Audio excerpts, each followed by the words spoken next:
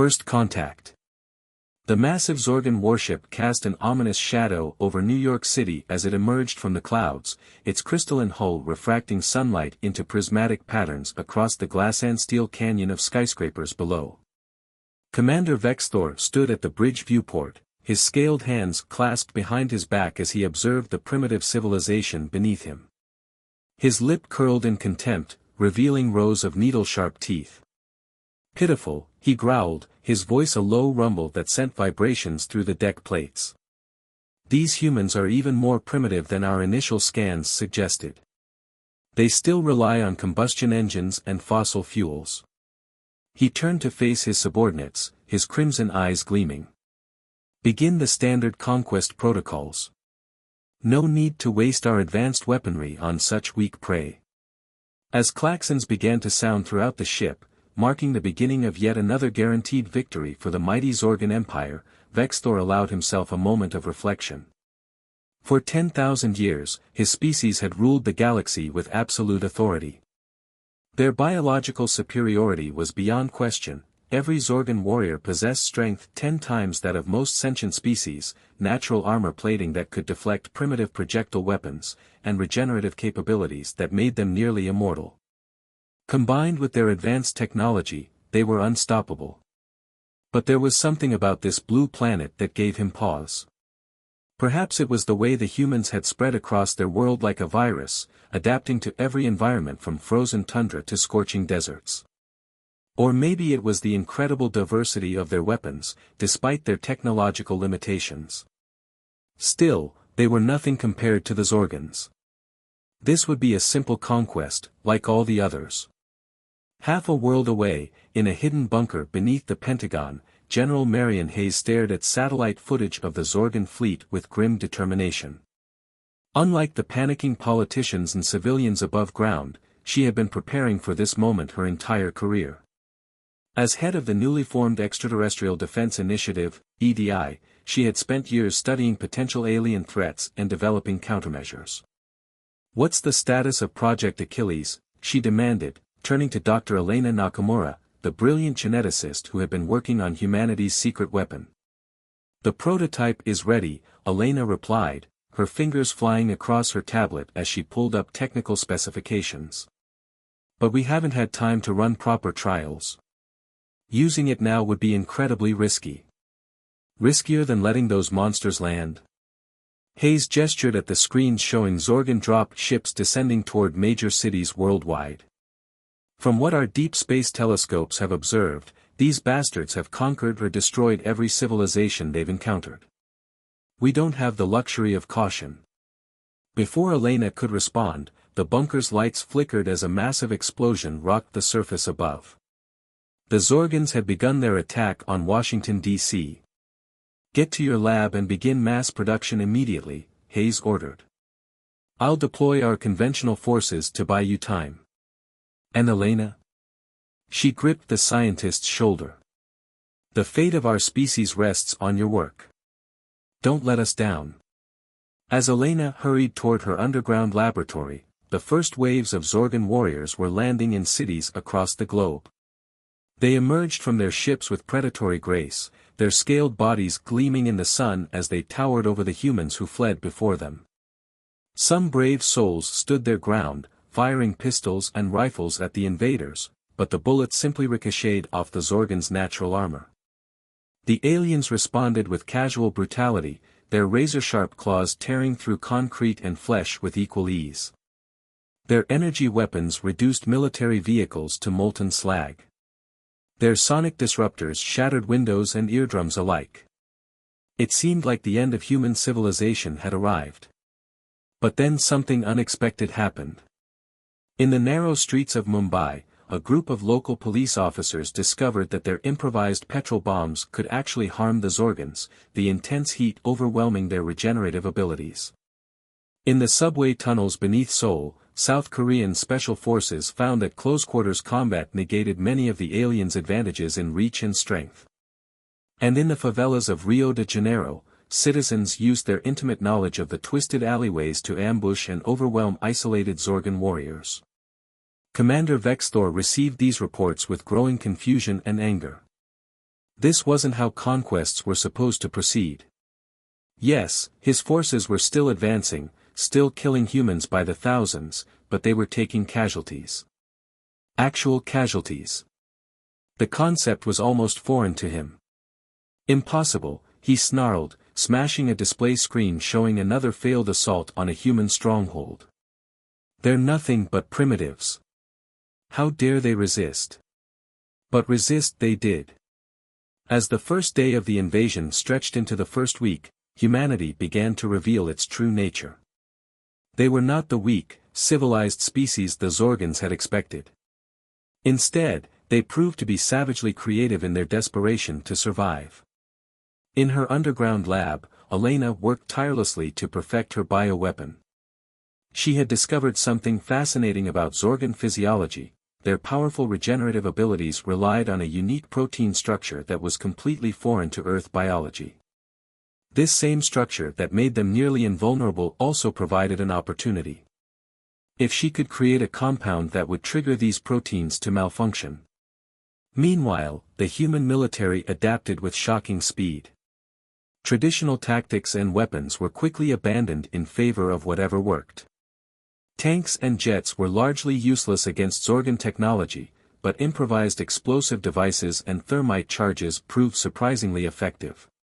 Special forces teams developed new protocols for fighting the aliens, focusing on overwhelming individual warriors with coordinated attacks rather than trying to match their strength directly.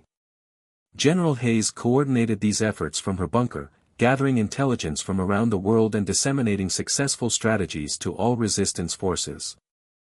She knew they couldn't win a conventional war against the Zorgans, but perhaps they could bleed them enough to force a stalemate. The turning point came 3 weeks into the invasion. Elena's team had finally perfected their bioweapon, a synthetic virus that specifically targeted Zorgan biology. It wouldn't kill them immediately, but it would disable their regenerative abilities and gradually weaken their natural armor. More importantly, it could be easily spread through the air and would only affect Zorgan physiology, leaving humans and Earth's ecosystem completely unharmed.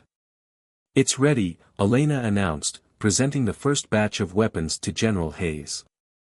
But we need a way to distribute it effectively. Their ships have atmospheric filters that will screen out any airborne agents. Hayes smiled grimly. Leave that to me. I've had our forces gathering intelligence on Zorgan patrol patterns. We know where they're vulnerable. The general immediately put her plan into action. Around the world, resistance cells were provided with aerosol dispersal devices containing Elena's virus. They were instructed to target Zorgan warriors during their ground patrols, when they were most exposed. The effects weren't immediately apparent, but within days, reports began filtering in of Zorgan warriors showing signs of weakness. Commander Vexthor noticed it too. His troops were taking longer to heal from injuries. Some were developing mysterious symptoms, softening scales, dulled claws, decreased strength. At first, he dismissed these reports as propaganda or excuses from weak warriors. But as more and more of his forces began to show signs of deterioration, he was forced to acknowledge that something was very wrong. These humans, he muttered, reviewing footage of yet another failed assault. They're not just fighting back. They're learning. Adapting. For the first time in his long life, Vexthor felt something alien and uncomfortable, fear. The first month of the invasion ended with humanity bloody but unbowed. The Zorgans had expected a quick conquest of a primitive species. Instead, they found themselves locked in a brutal struggle with an opponent who refused to follow the rules of warfare as they understood them. The humans fought dirty, they fought clever, and most importantly, they fought with a desperate creativity that the Zorgans had never encountered before. As Elena's bioweapon continued to spread through the Zorgan ranks and human resistance forces grew more effective at combating the weakened aliens, the invaders were forced to adjust their strategy. They began withdrawing from dense urban areas where they were vulnerable to ambush, consolidating their forces around their primary landing zones. But this only gave humanity more room to maneuver, more opportunities to strike at their weaknesses. The war was far from over, but humanity had survived the initial onslaught. More importantly, they had proven that the Zorgans were not invincible. The galaxy's apex predators had finally met their match, and the real battle was about to begin. Counter-strike. The Zorgan mothership's medical bay had never been so full. Hundreds of warriors lay on regeneration platforms, their scales dulled and cracking, their legendary healing abilities failing them. Commander Vexthor moved among them, his own armor showing signs of the mysterious affliction that plagued his forces. The humans had done the impossible, they had found a way to hurt the unhurtable. Report, he demanded of Chief Medical Officer Zexlar, who was frantically analyzing tissue samples from the affected warriors. The humans have engineered a biological agent specifically targeted at our cellular structure, Zexlar replied, his usual confidence replaced by barely concealed panic. It's elegantly designed, it doesn't kill us directly, but it disrupts our regenerative processes at the molecular level. Without our healing factor, we become vulnerable, Vexthor finished grimly. Like any other species. He slammed his fist into a nearby wall, leaving a dent in the metal. How did they develop this so quickly? Their technology is centuries behind ours. Perhaps that's why they succeeded, Zexlar suggested carefully. We've relied on our natural advantages and superior technology for so long that we've become predictable. The humans think differently. They're innovative in ways we never considered. Before Vexthor could respond, an alert blared through the ship's communication system. Commander. Human forces are launching a coordinated attack on our ground installations worldwide. On screens throughout the medical bay, footage began streaming in from around the planet. The humans had clearly been waiting for their bioweapon to take full effect before launching their counteroffensive. Now, they struck with devastating precision. In the ruins of Moscow, Russian special forces used thermobaric weapons to devastating effect against Zorgan positions, the intense heat and pressure waves proving especially lethal to warriors whose natural armor had been compromised. Chinese troops in Shanghai deployed sonic weapons reverse-engineered from captured Zorgan technology, the frequencies calibrated to shatter weakened alien scales. But it was the guerrilla attacks that proved most effective. Small teams of humans, moving through sewers and subway tunnels, struck at Zorgan patrols with a combination of conventional explosives and Elena's bioweapon. The affected warriors, their regenerative ability suppressed, died like any other living beings, bleeding out from wounds that would have healed instantly mere weeks ago. General Hayes coordinated these attacks from a mobile command center, constantly moving to avoid Zorgan detection. Push them back, she ordered over secure channels to resistance leaders worldwide. They're not invincible anymore. Show them what humanity does to those who threaten our world. Elena worked alongside her in the command center, monitoring the effectiveness of her bioweapon and making refinements to its formula. The virus is mutating faster than expected, she reported, studying data from the field. It's becoming more efficient at targeting their biological systems. Some affected warriors are showing complete failure of their regenerative abilities within hours of exposure. But the Zorgans weren't finished yet. Commander Vexthor, realizing that his ground forces were compromised, changed tactics. He ordered his remaining healthy warriors back to their ships and began orbital bombardment of major human population centers. Energy beams capable of vaporizing entire city blocks rained down from the sky. If we cannot conquer them, he declared to his officers, we will exterminate them from orbit. Let's see their clever virus reach us here. The human death toll rose dramatically as cities burned. But even this brutal strategy revealed an unexpected weakness. The Zorgans need to maintain relatively low orbits to effectively target their weapons, expose their ships to counterattack. And humanity had been preparing for just such an opportunity. In secret facilities around the world, engineers have been studying salvaged Zorgan technology, particularly their crystalline hull material. They discovered that while incredibly resistant to conventional weapons, the crystal structure had a critical resonance frequency. When bombarded with precisely calibrated energy pulses, it would begin to destabilize. Elena's team had incorporated this discovery into their strategy. Working with military scientists, they developed a new delivery system for the bioweapon, missiles that would detonate at high altitude, creating a dispersal pattern that could reach the lower orbital zones where Zorgon ships operated. The warheads also contained electromagnetic pulse generators tuned to the crystal's resonance frequency. The first test of this new weapon came during an orbital bombardment of Beijing. As a Zorgon destroyer moved into position to fire its main weapon, Chinese defense forces launched a salvo of the specially designed missiles. The electromagnetic pulses weakened the ship's crystalline hull just as the bioweapon clouds enveloped it. The combination proved devastating. The hull began to crack, exposing the crew to the virus. Within hours, similar attacks were launched worldwide. Zorgon ships found themselves having to choose between maintaining orbital positions that left them vulnerable to the new weapons or retreating to higher orbits where their own weapons were less effective. Commander Vexthor watched in mounting horror as his fleet's advantages crumbled. The humans had not only found a way to neutralize his warriors' biological superiority, but they had also discovered how to threaten his ships. Worse, they were displaying levels of coordination and strategic thinking that he had never seen in a supposedly primitive species. They're not just fighting back, he realized, watching another of his ships retreat from Earth's atmosphere, its hull showing signs of crystalline degradation. They're learning from us. Adapting our own strengths into weapons against us. The tide of war had shifted dramatically. The Zorgons, who had never known defeat in their thousands of years of conquest, found themselves being pushed back by a species they had dismissed as primitive. But even as their forces retreated from Earth's surface and their ships maintained cautious distances in orbit, they were far from defeated. Vexthor ordered his scientists to begin working on countermeasures to the human bioweapon.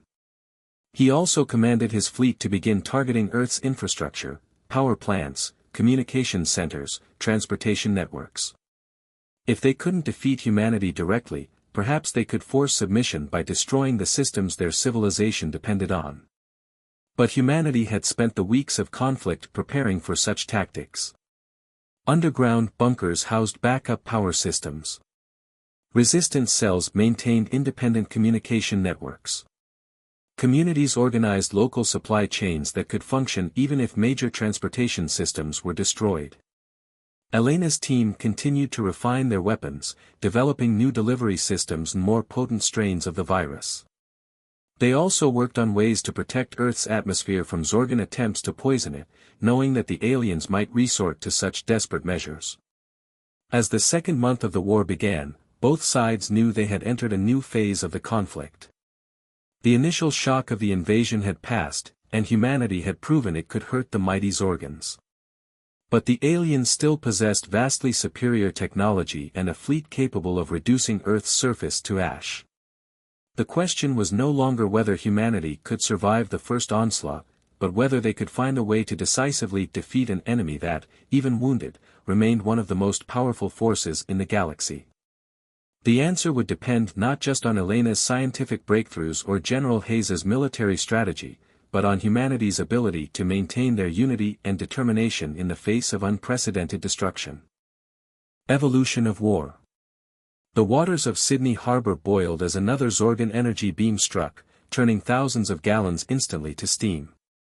Through the artificial fog, Australian Special Forces moved with practiced precision, their thermal dampening suits concealing them from alien sensors. Each soldier carried the latest version of Elena's bioweapon, now engineered to spread through water and air with devastating efficiency.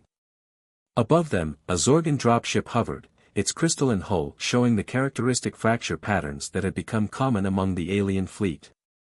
The ship's crew, already weakened by earlier exposure to the virus, had no idea they were about to face a new strain of humanity's most effective weapon. "Ripple team, in position," whispered Captain Maya Chen into her subvocal communicator. Her team had spent weeks studying Zorgon ship designs, identifying weak points in their ventilation systems. The aliens' arrogance in their technological superiority had left surprising vulnerabilities. They never expected a primitive species to be able to exploit them. "Execute," came the response from command. Maya's team launched grappling lines, specially designed to penetrate the weakened crystal hull. Within seconds, they were ascending, carrying canisters of Elena's latest creation. Inside the Zorgan mothership, Commander Vexthor received the latest casualty reports with growing dread. The humans had evolved their tactics faster than any species the Zorgans had ever encountered. Every time his forces developed a countermeasure to one of humanity's weapons or strategies, the humans would unveil something new. "Show me the latest analysis," he ordered his science team. The holographic display flickered to life, showing the progression of human military adaptation over the past months. What had begun as crude but effective guerrilla tactics had evolved into sophisticated hybrid warfare, combining salvaged Zorgan technology with human ingenuity. "They're not just using our technology," observed Science Officer Yextal, her scales showing the telltale discoloration of viral exposure. "They're improving it.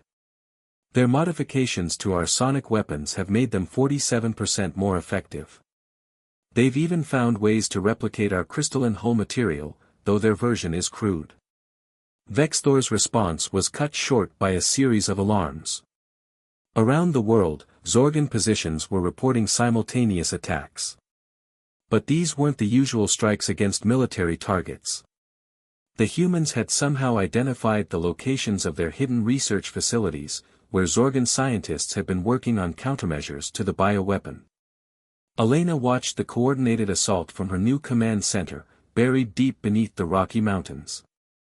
She had worked closely with military intelligence to identify these targets, knowing the Zorgans would eventually develop resistance to her original virus.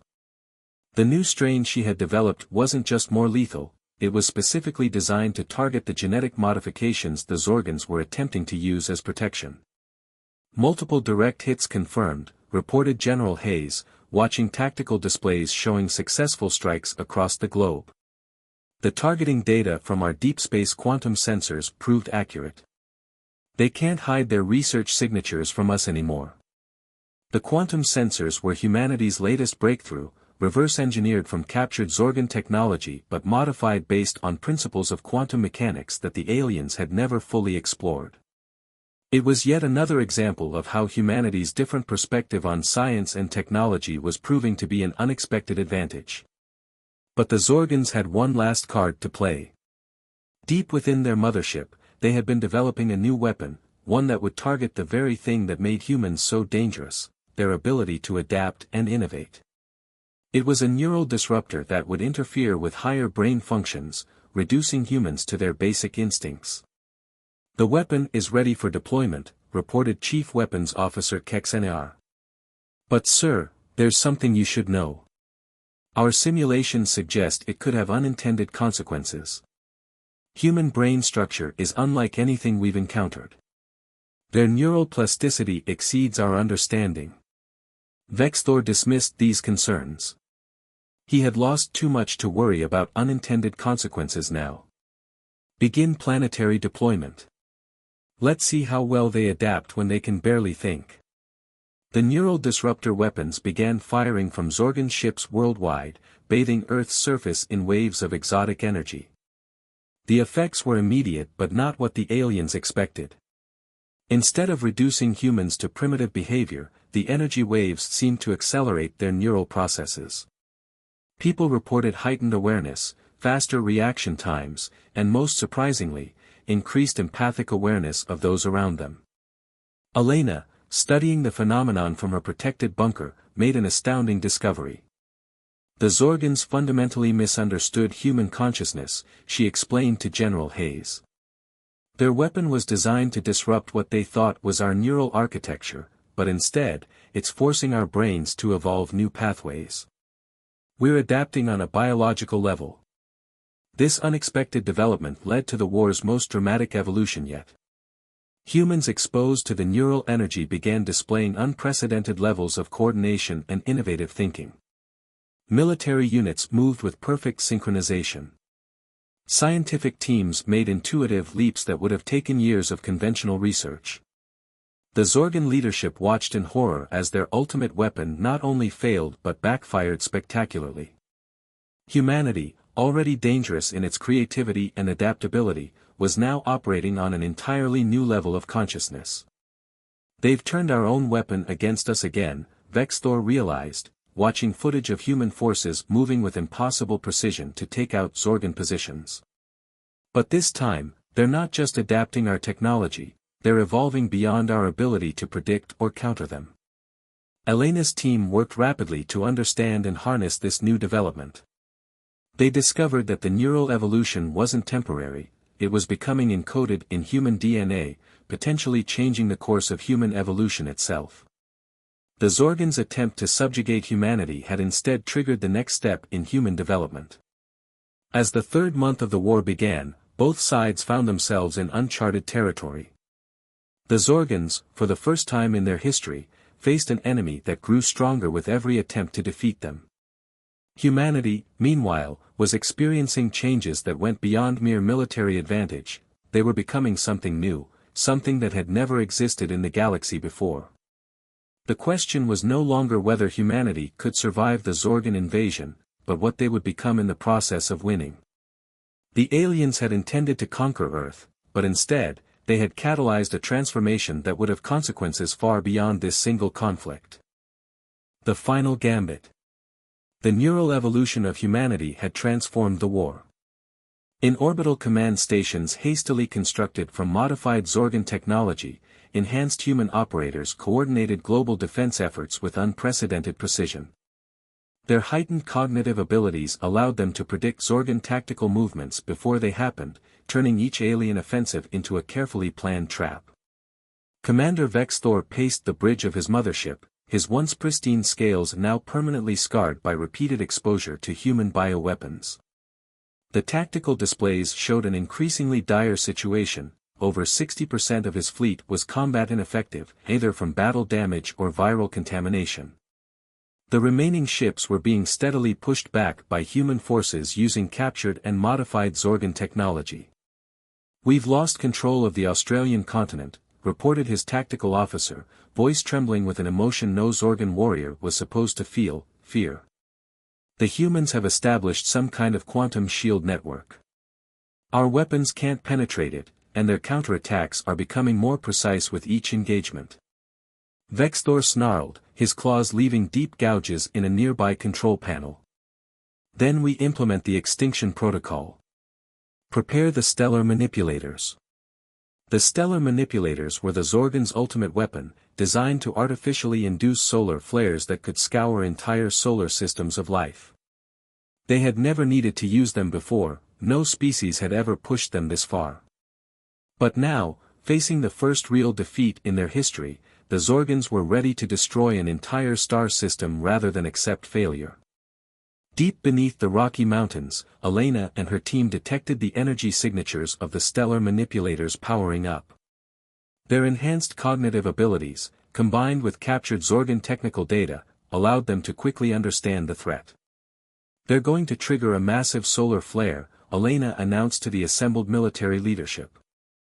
"The electromagnetic pulse alone would destroy our technology. The radiation burst would make Earth's surface uninhabitable." General Hayes, her own neural pathways enhanced by the Zorgan weapon, immediately grasped the implications. "How long do we have?" 3 hours until they achieve full power. "But we might have an opportunity here." Elena's fingers flew across her holographic interface, calculating possibilities with superhuman speed. The stellar manipulators require enormous energy, they've had to link their entire remaining fleet together to power them. That makes them vulnerable. Hayes nodded, already formulating a plan. "They've finally given us a single target. But how do we reach them? Our ships can't get close enough to their fleet without being destroyed." "We don't need ships," Elena replied, pulling up schematics of a new device her team had been developing. "We've modified their quantum tunneling technology. We can't transport large objects yet, but we can send a small team directly onto their mothership." The plan came together quickly. While the majority of Earth's forces would launch a conventional attack to distract the Zorgan fleet, an elite team would quantum tunnel aboard the mothership. They would carry a specially designed version of the bioweapon, one that would not only attack Zorgan biology but would also react with their power systems to create a cascading failure. Captain Maya Chen, her neural capabilities now enhanced far beyond normal human limits, led the strike team. Hours of studying Zorgan ship layouts in perfect detail had been downloaded directly into their enhanced memories. They knew every corridor, every security system, every possible point of failure. The quantum tunnel activated, depositing them directly into the mothership's engineering section. The Zorgans, their own biological systems compromised by earlier variants of the virus, never saw them coming. The team moved like ghosts through the ship, their enhanced reflexes and coordination making them nearly invisible to the ship's security systems. Approaching the main power core, Maya subvocalized, knowing her enhanced teammates could pick up even these subtle signals. "Elena, are you seeing this? Their power systems are even more vulnerable than we thought." Elena, monitoring the operation through the team's neural links, analyzed the data in real time. The stellar manipulators are drawing more power than their systems can safely handle. If we time this right, we can turn their own weapon against them. But Commander Vexthor wasn't finished. Having detected the human infiltration, he made one last, desperate move. Divert all power to the stellar manipulators, including life support and hull integrity fields. We'll trigger the solar flare now, even if it destroys us in the process. The mothership's corridors began to depressurize as power was diverted from critical systems. Maya's team, protected by their advanced suits, continued their advance. The Zorgan crew, already weakened by the virus, began to succumb to the lack of atmosphere. "They're going to kill themselves just to take us with them," Maya realized, watching Zorgan warriors gasping for air but refusing to abandon their posts. Elena's voice came through their neural link, "Plant the charges and get out. We'll only have one shot at this." The team reached the main power distribution hub, fighting through the last desperate defenders. As they planted their modified bioweapon charges, they could feel the ship vibrating as the stellar manipulators reached critical power levels. "Charges set," Maya reported, her enhanced mind already calculating their escape route. "But the quantum tunnel won't be able to lock onto us with all this energy interference." "There's another way," Elena replied, her enhanced consciousness processing possibilities at lightning speed. "The power surge is creating microfractures in spacetime. If you can reach the auxiliary shuttle bay, the distortions should be strong enough to carry you clear of the blast radius." The team fought their way through the dying ship, their enhanced abilities allowing them to navigate the increasingly unstable environment. Behind them, the bioweapon charges began their work, creating a reaction that would transform the ship's power grid into a weapon against itself. As they reached the shuttle bay, the mothership structure was already beginning to fail.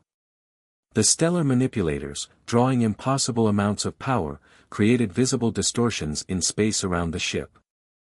Maya's team launched into this chaos, their small craft riding the waves of distorted spacetime like a leaf in a hurricane. Behind them, the bioweapon reached critical mass. The reaction spread through the linked power systems of the entire Zorgan fleet, turning their own energy against them. Ships began to explode, their crystalline hulls shattering as the power surge combined with the effects of the virus.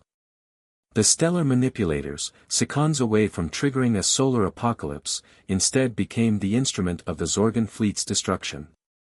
The massive energy buildup, no longer contained by failing systems, created a localized spacetime anomaly that consumed the remaining ships. Commander Vexthor, standing proud on his disintegrating bridge, finally understood. The humans hadn't just outfought them, they had outthought them, turned their every advantage into a weakness, and evolved beyond anything the Zorgans had believed possible. As the anomaly claimed the last of the Zorgan fleet, Maya's team rode the spacetime distortions back to Earth, their enhanced minds already processing the implications of their victory. Humanity had not only survived but had emerged transformed. The galaxy's apex predators had fallen, and in their place, a new species was rising, one that combined the best of human adaptability with capabilities that even the Zorgans had never imagined. Legacy of Evolution. 1 year after the destruction of the Zorgan fleet, Earth had changed beyond recognition. The neural evolution triggered by the alien weapon had spread to most of the human population, creating a species that existed at the intersection of biological and technological advancement. Humanity had not only survived the invasion, they had transcended it. Elena stood in the new Global Defense Command Center, watching holographic displays showing the network of orbital defense platforms that now protected Earth. The platforms combined modified Zorgan technology with human innovations, creating a shield that could detect and neutralize threats from anywhere in the galaxy. The last of the deep space probes has been deployed, General Hayes reported, her enhanced consciousness simultaneously monitoring dozens of data streams. We've mapped potential threat vectors across 3 spiral arms of the galaxy. No sign of any remaining Zorgan outposts. The defeat of the Zorgans had sent shockwaves through galactic civilization. Other spacefaring races, long suppressed by Zorgan dominance, had begun reaching out to Earth. They were fascinated by the species that had not only defeated the undefeatable but had emerged stronger from the experience. Maya Chen, now commander of Earth's first deep space fleet, led diplomatic missions to these civilizations. The ships under her command were hybrid vessels, combining the best of salvaged Zorgan technology with human ingenuity. Their hulls incorporated improved versions of the Zorgan crystalline material, but with modifications that made them resistant to the resonance weapons that had proven so effective against the invaders. But humanity's greatest changes were internal. The neural evolution had transformed human society itself. Enhanced cognitive abilities and empathic awareness had led to new forms of communication, collaboration, and creativity. The barriers between minds had become more permeable, leading to unprecedented levels of innovation and understanding. We've confirmed another breakthrough in quantum engineering, Elena reported to the Global Council. The teams in Mumbai and Santiago independently developed the same solution, working in neural synchronization despite being on opposite sides of the planet. We're seeing this pattern more frequently, simultaneous discoveries occurring in multiple locations. The captured Zorgan technology had provided a foundation, but humanity's enhanced capabilities had quickly pushed beyond what the aliens had thought possible. The quantum tunneling technology that had helped win the war had been refined into a revolutionary transportation system. The bioweapons research had led to medical breakthroughs that could cure previously intractable diseases. But these advancements came with their own challenges. The neural evolution had created a divide between enhanced and unenhanced humans. While the majority of the population had been affected by the Zorgan weapon, a significant minority remained unchanged. This threatened to create a two-tiered society, something that the enhanced majority worked hard to prevent. We need to ensure that these advancements benefit all of humanity, General Hayes insisted during a critical Global Council session. Our victory over the Zorgans was possible because we stood united. We can't allow our evolution to divide us now. The solution came from an unexpected direction. Elena's team, studying the mechanisms of the neural enhancement, discovered a way to safely trigger the same evolutionary changes in those who hadn't been affected by the original weapon. More importantly, they found that each new enhancement added something unique to the collective human consciousness, creating a diversity of perspectives that strengthened the whole. As Earth extended its influence into space, they discovered something surprising about the Zorgans' empire. The aliens had ruled through fear and technological superiority, but they had never built anything lasting. The civilizations they had conquered were isolated from each other, prevented from developing or collaborating. Humanity, in contrast, began building networks of cooperation and mutual advancement. The Zorgans thought domination was the key to galactic power, Maya observed during a diplomatic conference with representatives from a dozen alien species. They never understood that true strength comes from diversity and adaptation. The conference marked the beginning of a new galactic order. Earth, having proved itself against the greatest military power in known space, could have simply taken the Zorgans' place as the dominant force in the galaxy. Instead, they chose a different path, working to create alliances and share their advancements with other species. Elena's research continued to yield new discoveries. The neural evolution hadn't stopped, it was still advancing, still finding new ways to expand human potential. Each generation born since the war showed new capabilities, new ways of thinking and perceiving the universe. "We're not just changing physically or mentally," she explained to a gathering of scientists from across the galaxy. "We're evolving new ways of being, new forms of consciousness that couldn't have existed before. The Zorgans tried to restrict our ability to think, but instead, they unlocked possibilities they never imagined." 10 years after the invasion, humanity had established colonies on Mars and Venus, using their enhanced abilities and advanced technology to terraform hostile environments at unprecedented speeds. The quantum transportation network extended throughout the solar system, and Earth's influence reached across multiple sectors of the galaxy. But perhaps the most profound change was philosophical. The experience of defeating the Zorgans and undergoing rapid evolution had fundamentally altered humanity's understanding of their place in the universe. They had faced extinction and emerged transformed, proving that adaptation and cooperation were more powerful than raw strength or technological superiority. The Zorgans called themselves apex predators, General Hayes reflected during the 10th anniversary commemoration of the victory. They thought that made them invincible. But they never understood that the true apex of evolution isn't the ability to dominate, it's the ability to change, to grow, to become something new. As humanity looked to the future, they carried with them the lessons of their victory. They had learned that true strength lay not in biological advantages or advanced technology, but in the ability to adapt, to innovate, and to work together. The Zorgans, for all their power, had been evolutionary dead ends, unable to change, unable to grow beyond their nature as conquerors. Humanity, in contrast, had proven that they were just beginning their evolutionary journey. The neural enhancement had opened doors to possibilities that even their enhanced minds were still struggling to fully comprehend. Each day brought new discoveries, new adaptations, new ways of understanding the universe and their place in it.